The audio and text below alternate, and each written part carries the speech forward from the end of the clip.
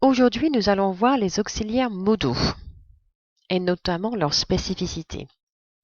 Je vous invite à prendre votre classeur, de prendre des notes et de regarder la vidéo autant de fois que nécessaire afin de pouvoir répondre aux questions dans le questionnaire. Nous allons démarrer avec le premier auxiliaire de modalité, le plus courant, c'est-à-dire can. Dans les deux exemples, I can answer the question and can you swim? Yes, I'm a good swimmer. Ce qu'on met en avant, c'est la notion je sais faire ou je peux faire. Can est également utilisé avec les verbes de perception tels que hear et see. Et je vous ai pris un exemple de I can see a light. Je vois une lumière. J'aurais pu mettre I can hear a dog. J'entends un chien. Can n'est pas utilisé au passé.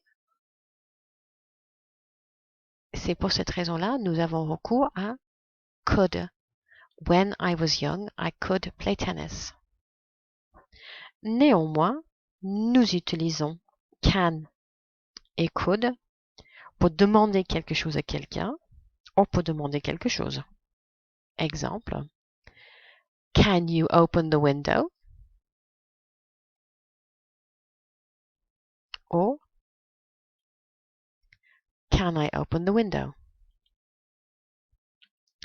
Comme vous savez, il n'y a pas de différence entre le tu et le vous en anglais. Donc, nous marquons une forme de politesse en utilisant could pour remplacer can. Must est également un auxiliaire de modalité très commun. Il inclut une notion de obligation. Je prends comme exemple You must be home before 11 p.m. Tu dois être de retour avant 23 heures. Dans sa forme négative, il permet plus de nuances.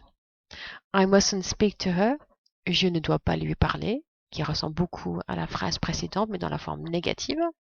Mais également sa forme de You mustn't be sad.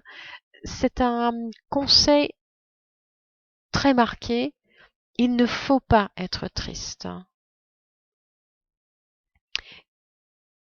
Sa forme au passé, must n'est pas possible dans sa forme au passé. Dans ce contexte, nous avons besoin de passer par had to. Vous avez le droit, ou nous avons le droit d'utiliser have to au présent pour remplacer must, mais une fois que nous passons au passé, nous n'avons plus le droit d'utiliser must, mais nous avons recours à had to. Yesterday, I had to do my homework. Alors, il n'y a aucun lien avec le verbe avoir, c'est la structure have to.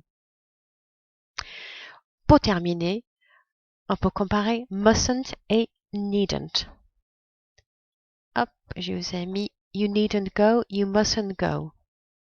You needn't go se traduit par il n'est pas nécessaire de partir, alors que you mustn't go, vous ne devez pas partir. C'est beaucoup plus fort. Dans l'ordre du conseil, nous avons l'auxiliaire de modalité should. Et je vous ai montré on va trouver un auxiliaire de modalité ici. L'exemple là suivant, you shouldn't go to bed. Alors là, dans sa forme négative, mais je peux retirer la négation. You should go to bed. Tu devrais te coucher tard ou tu devrais simplement, hop, you should go to bed. Tu devrais te coucher. Tu devrais aller te coucher pour être plus précis. Should est très intéressant et souvent utilisé avec le verbe think. I think you should go home now. Je pense que tu devrais rentrer maintenant. Après, se pose la question, est-ce qu'on utilise must ou est-ce qu'on utilise should? Donc, je vous ai mis deux exemples. Regardez. It's a fantastic film. You must see it. Et hop, It's a good film. You should see it. Vous voyez, dans le premier exemple, nous avons l'adjectif qui précède film qui est fantastic. Donc, you must see it. L'utilisation d'un verbe très fort, on aurait recours à must pour inciter la personne à aller voir le film. Alors que dans le deuxième exemple, on fait remarquer que le film est bon, donc on conseille à la personne d'aller le voir. On peut dire, comme je vous ai dit, plus dans le conseil. D'ailleurs, il est intéressant de noter que should est un synonyme qui est ought to, donc vous pouvez l'utiliser l'un ou l'autre pour exprimer un conseil. Pour terminer, nous avons will, would, may et might. Will nous permet de marquer le futur. Tomorrow I will play tennis. Il est également possible de marquer le futur avec shall. Donc je vais mettre un exemple de shall. Sauf que shall est souvent utilisé à la première personne du singulier et la première personne du pluriel dans des questions. Par exemple, shall we go out? Sortirons-nous? Donc c'est une forme de futur. C'est une forme de, je dirais plutôt de politesse plus marquée plutôt que will we go out. Would lui permet de marquer la forme conditionnelle. I would play tennis if I had a racket.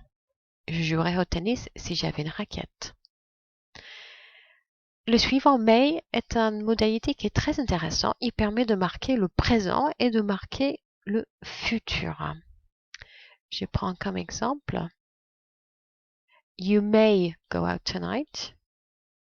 Tu peux sortir ce soir. Donc, il y a une forme plus polie que can. You may go out tonight. Je t'autorise à sortir ce soir. Et le deuxième exemple, we may go out. Ça nous permet, je traduis, attention, j'ai choisi et j'ai changé le pronom personnel, c'est we. Nous sortirons peut-être ce soir. Donc, ça permet de donner une notion, une nuance de futur avec ma phrase. Et je termine. Tout dernier, c'est en may et might. May est un, ça a bougé, may est un auxiliaire de modalité qui est plus faible que might. Donc, quand je m'en sers, je crois que la situation a moins de chances de se réaliser. Par exemple, it may rain tomorrow. Si j'ai recours à may rain tomorrow, je crois qu'il y a plus de chances qu'il pleuve plutôt que it might rain tomorrow. J'espère que vous avez compris les auxiliaires de modo et je vous invite à répondre aux questions dans le questionnaire.